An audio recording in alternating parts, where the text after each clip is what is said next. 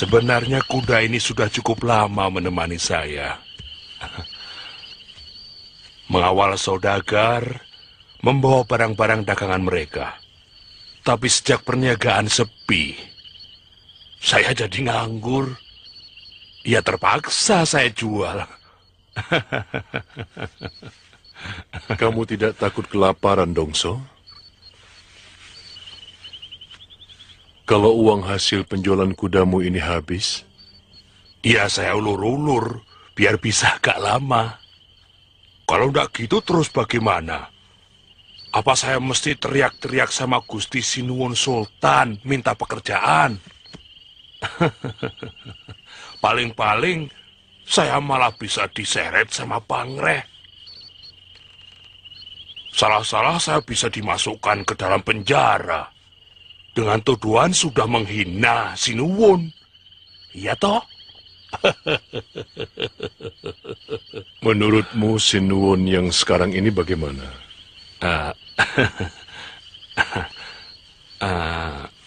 Ya, bagaimana? Raja, ya mestinya cuma mengetahui keadaan rakyatnya dari laporan para pangreh. Dari Bekel sampai ke Parangabei. Bahkan sampai ke Kipate. Nah, para priagung itu tentunya melaporkan hal-hal yang menyenangkan. Rakyatnya yang makmur, gemuk-gemuk. Iya toh? Oh, padahal kenyataannya tidak. Ya, namanya rakyat. Ada yang kaya, tapi tidak kurang yang miskin. Yang penting, Kanjeng Sinuwun itu bisa memberi bantuan kepada yang miskin, tidak membebani pajak. Iya toh? Lah, ini kok malah ngerasani Kanjeng Sinuwun. Loh, nanti bisa kualat ini.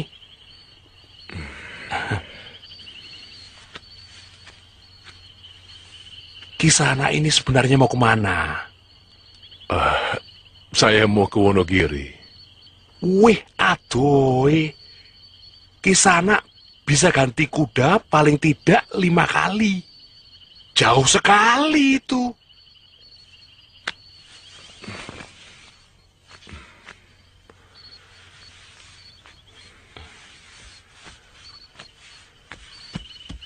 Saya akan mampir-mampir ke Dongso.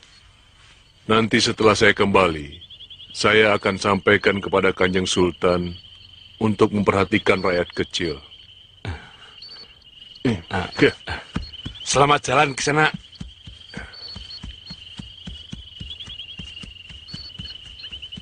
Itu orang kok bicaranya seperti kenal baik sama Kanjeng Sinuwun. Jangan-jangan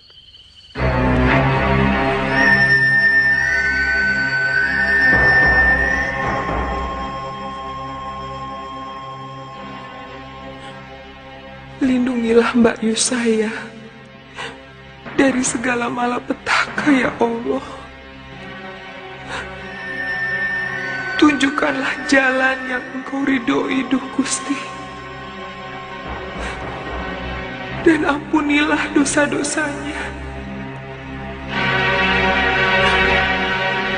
Hamba sangat menyayangi dia, Gusti.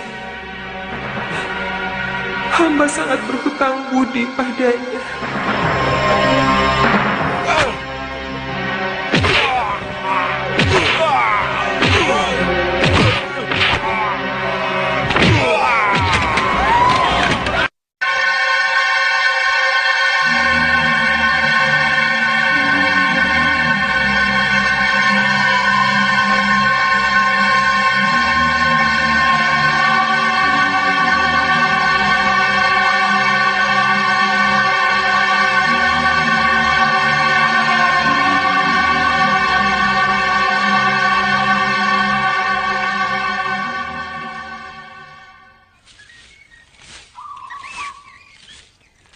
Mestinya Nanda tanyakan, sebenarnya mau kemana Kang Masmu itu? Sudah Kanjeng Hipu. Kanda Sultan hanya mengatakan mau mengenal seluruh rakyatnya dari dekat. Itu kan ndak genah toh. Loh nanti kalau ada apa-apa bagaimana? Di mana mau mencari dia? Kanda Sultan sudah menyerahkan segala urusannya kepada Nanda Kanjeng Hipu.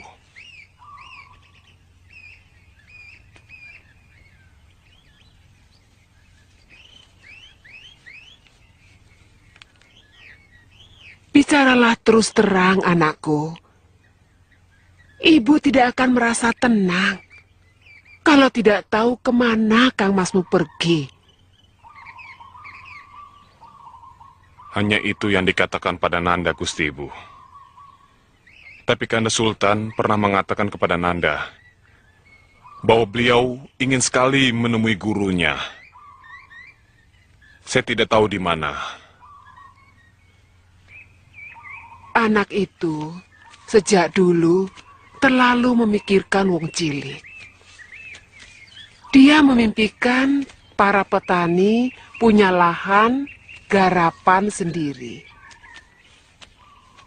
Tidak cuma buruh. Dia Ayo cepat! Ayo! Ayo semuanya jalan! Ayo jalan! Cepat jalannya! Cepat! Ayo! Cepat jalannya! Ayo! Apa maksudnya kok jadi pada mau balelo begitu? Membayar pajak itu kan sudah menjadi kewajiban toh?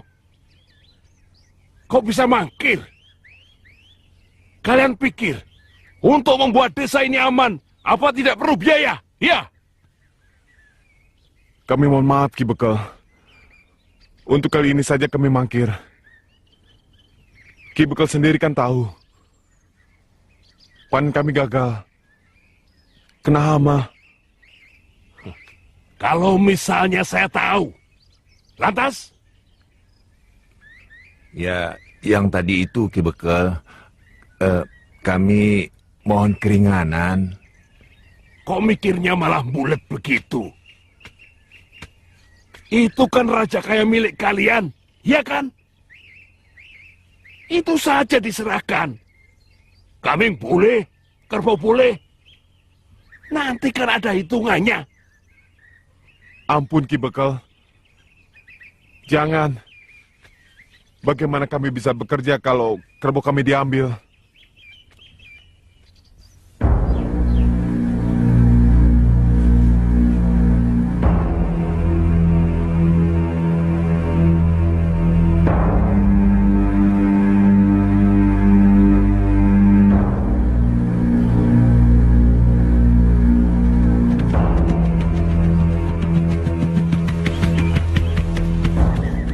Ampun Ki Bekel, kalau tidak terkena hama, pasti kami sudah membayar.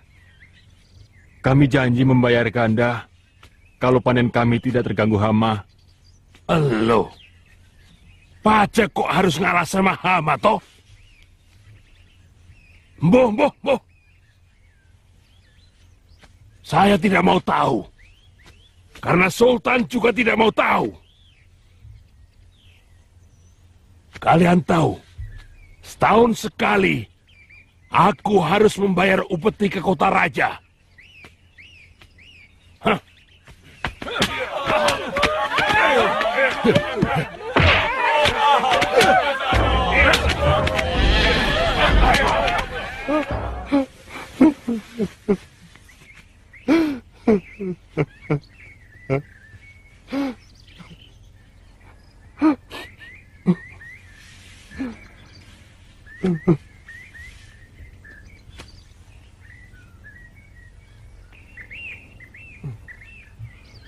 Dengarkan rakyatku. Sebagai sinuwun kalian, aku akan merasa sangat berdosa kepada Allah Ta'ala. Kalau ada di antara kalian yang merasa ketakutan dan menderita kelaparan tanpa aku ketahui, itu kenapa aku akan selalu melihat langsung keadaan rakyatku.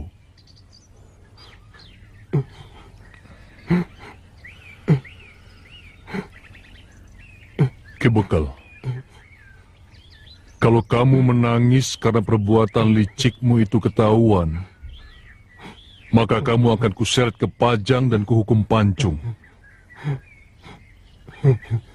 Tapi kalau kamu menangis karena menyesali semua perbuatanmu dan berjanji akan merubahnya, maka kamu masih bisa kuampuni. Ampun Gusti, hamba menyesal. Hamba tidak akan mengulangi perbuatan buruk itu lagi. Hamba berjanji tidak akan mengulanginya lagi. Hamba berjanji akan menjadi pamong rakyat hamba.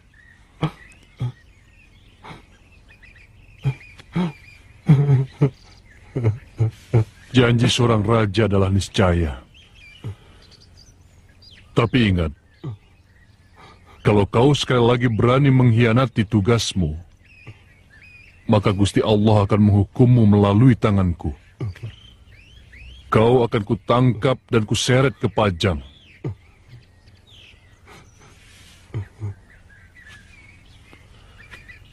Dengarkan rakyatku sekalian. Seharusnya kalian tidak usah takut kepada para pamong. Karena pada hakikatnya, mereka itu adalah pelayan-pelayanmu.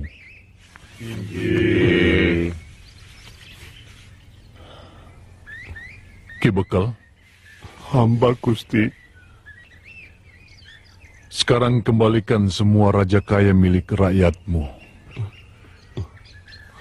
Dan saya akan memujimu kalau kau dengan rela meminjamkan uang kepada rakyatmu untuk kembali menggarap sawah mereka. Daulat Gusti. Daulat Gusti.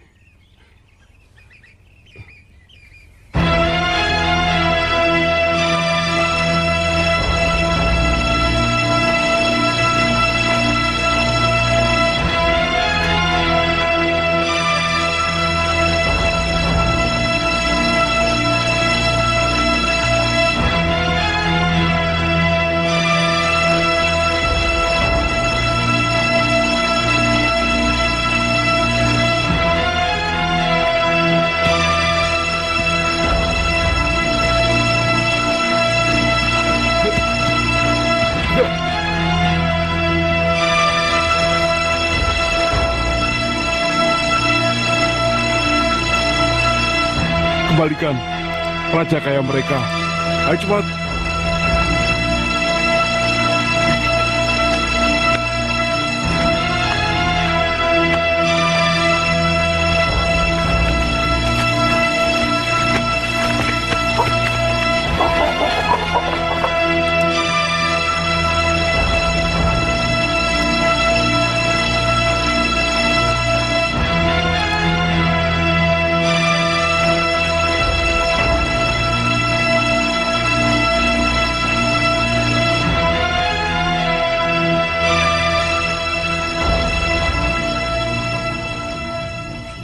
Assalamualaikum.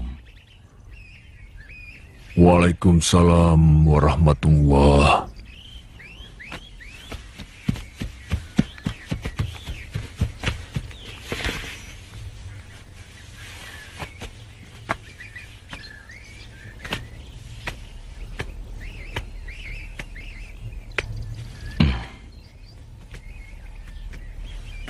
Kiai Sumolangu, tumben sudah lama tidak pernah mampir. Silakan. Saya kangen Kanjeng Syekh. Sekalian mau memperkenalkan santri saya. Iya, iya.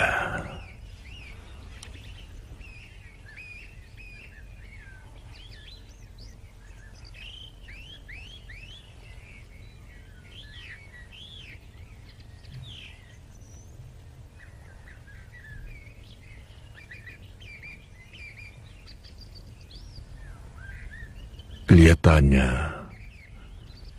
Kanjeng Sultan belum bisa datang hari ini, Kiai. Sebenarnya kami ingin memberi kejutan kepada Kanjeng Syekh. Tetapi Saya tidak mau menjawab. Kalau kalian masih juga menanyakan tentang perbedaan pengajaran agama Islam, kalau ingin menjadi Muslim yang baik, pegangan cuma satu.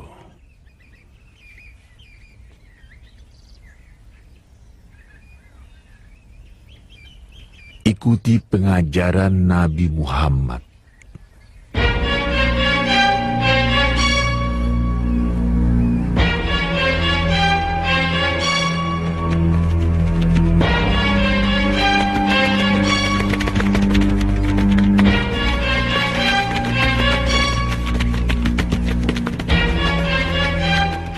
Kenapa guru begitu yakin Sri Kanti ke Gunung Kemulan? Padahal Sri Kanti menceritakan kalau gurunya pun tewas oleh mayat hidup suaminya. Anak itu sudah tidak lagi mempunyai pegangan. Bahkan adik kandungnya sendiri kini memusuhinya. Dia pasti akan menuju ke tempat di mana dia pernah memiliki teman untuk memupuk cita-citanya. Bagaimana kalau dia berkelana, mencari putri dan sahabatnya Ki Tembini? Bisa saja, kemungkinan itu juga ada. Tapi kita tidak punya tujuan yang jelas. Sedangkan dia pun tidak tahu di mana, tidak pasti. Bagaimana pendapatmu, Sirah? Maaf, Raden. Saya lebih setuju dengan pendapat Eyang Srodipo. Alasanmu? Biasanya di dalam kebingungan, orang akan kembali mencari tempat di mana dia pernah mempunyai pelindung.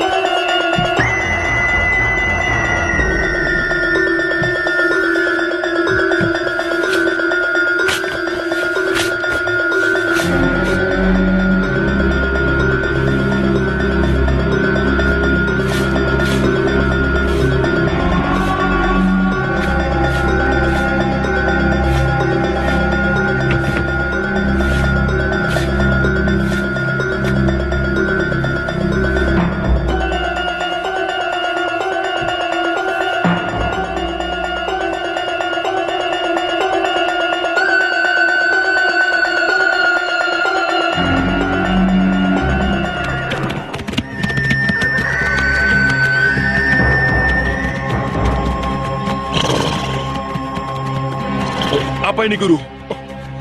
Rupanya kita tersesat dalam alam halus.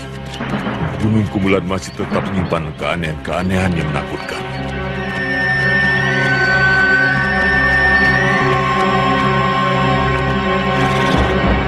Turun.